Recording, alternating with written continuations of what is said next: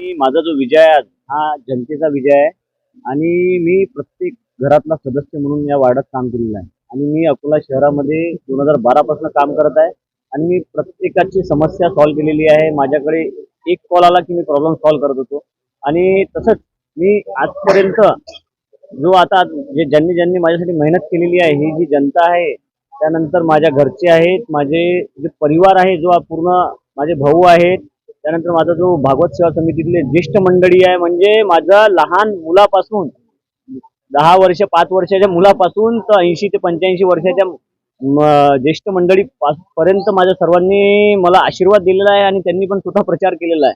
स्वतः 2-2 तास 3-3 तास या सर्व महिला मंडळी महिलांचा पण मला खूप जास्त आशीर्वाद आहे. त्या सर्व माझ्या पाठीशी आहे म्हणून मी आज याच्यावर पोहोचलेलो आहे.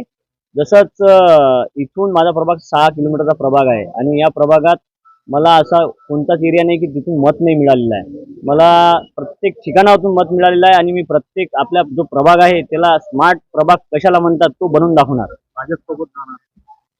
मी आता जे माझ्या मागं ज्यांनी मला अपक्षासाठी म्हटलं की बा तू उभा राहा, आम्ही तुझ्या मागे आहे, ते जे म्हणतील ते मी करणार.